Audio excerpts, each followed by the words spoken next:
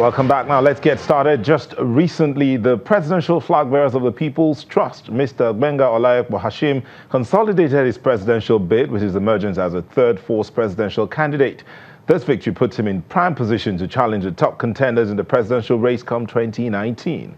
But then, do we really need a third force?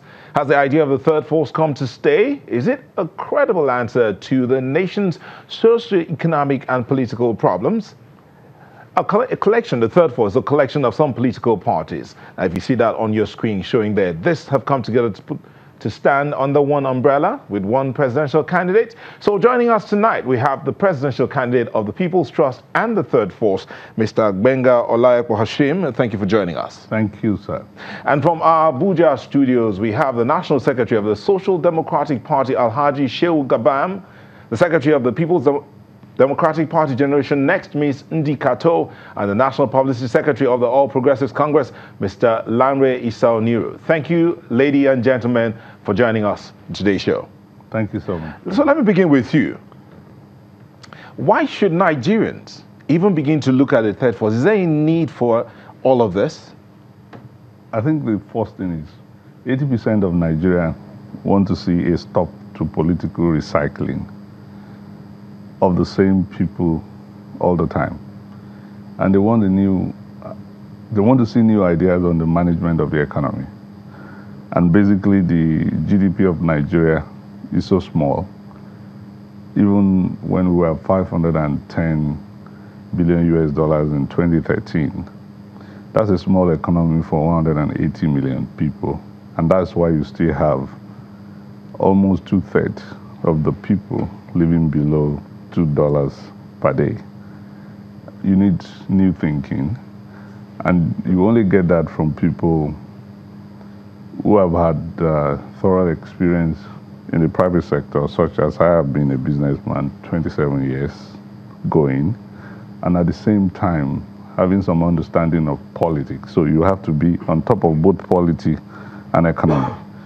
We want to bring Nigeria back together. This country is badly divided. You want a country where the lives of every single Nigerian will count. That is not what we have seen. Okay, let's get to Abuja. Mr. Gabam, do you agree we need a new set of ideas? And is this the way to go?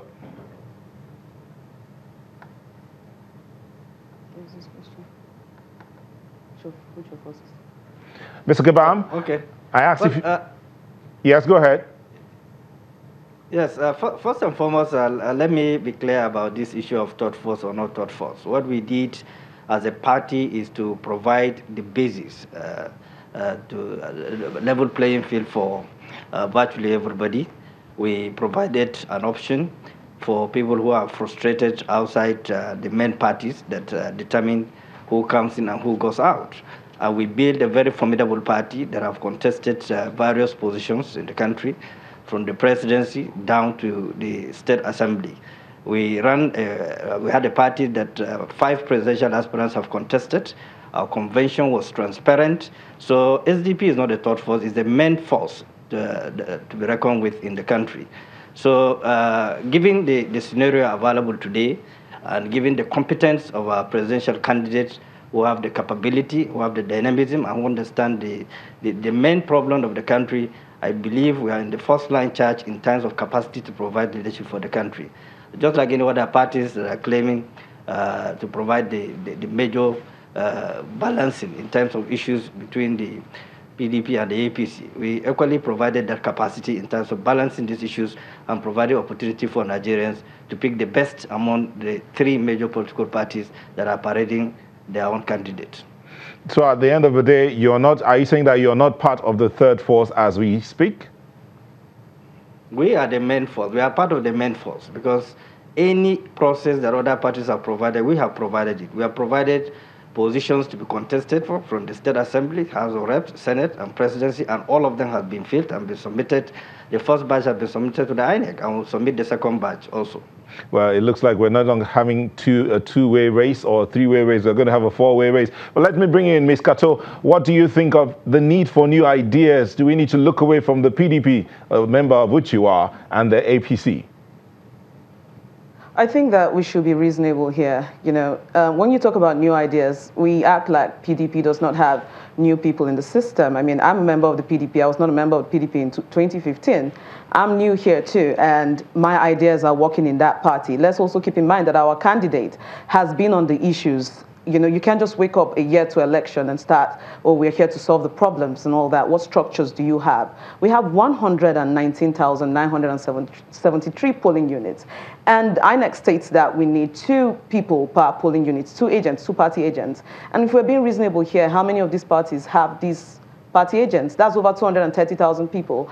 This is not feasible. I think that this is a distraction.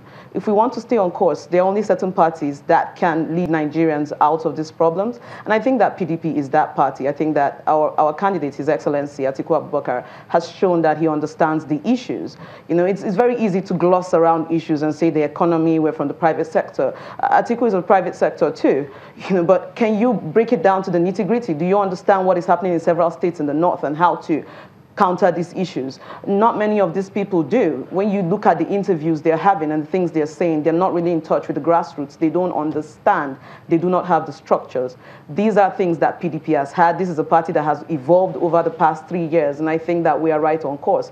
Nigerians are looking at the PDP as the option, as the party that is going to produce the president in 2019. We're not trying to be distracted here. We're looking at feasibility and the ability to, you know, to take over and to restore what has been lost, because the country is going through a lot. We cannot be looking at the country is going through a lot. Ms. Kato, if I may come in here, the country is going through a lot, but then people will say that the lot that the country is going through was caused by the PDP for 16 years. No, the indices are there. These things are there. You can see the point where we started going down. This 16-year story is getting old and tired, and even the people are tired of it. You know, I don't think that story will sell, along with the other issue that it keeps singing, the corruption issue. That's not what we're looking at. All right, Ms. Kato, just hold your thoughts if you don't mind. Let's just hold your thoughts, Ms. Kato. Let's ask Mr. Oniru to come in here because we need to go on a quick break. Mr. Oniru, the need for new ideas, is that what the APC still has to offer the Nigerians? The ideas are already on ground. We're already moving and coasting home to a progressive Nigeria, to a new Nigeria, the kind of country that all of us had been looking forward to. That's what we are moving towards now. We all know where we started from. We knew where PDP left this country, and we can plot the graph. We can see the progress that we have made. And these are specific, and these are things that we can relate with. They are not abstract. So we know what the problems of this country have been over the years, and we know what exactly we need to do, and we know what APC has been doing. And I mean, the issue about 2019 election is clear. It's about the need not to go back. It's about the need to continue to move forward. And that's what APC is doing. Okay, now let me get back to you. You've heard from the 3 of them. The 3 of them have been there. You're new in the scene, more or less like new in the scene, but from the private sector. But they are telling you that they have what it takes. Well, you know, like my friend representing PDP, unlike her who just came into PDP, I was the first Deputy National Public Secretary of the PDP when it was founded. And that party made some progress because it was led at that time by leaders that were credible, who stood against the military. But I left the PDP in 2006 because it became something that people like Alhaji Atiku wanted it to become.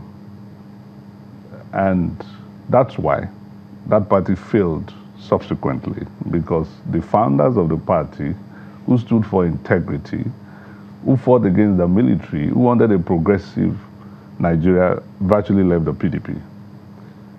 And people just concentrated on their businesses because it was not food for them. Okay. It was a duty. All right, just hold your thoughts. We'll take a quick break. When we'll come back, we'll be looking at the answer to the socioeconomic problems in Nigeria. Who amongst these 4 would give us the way forward? Please don't go away.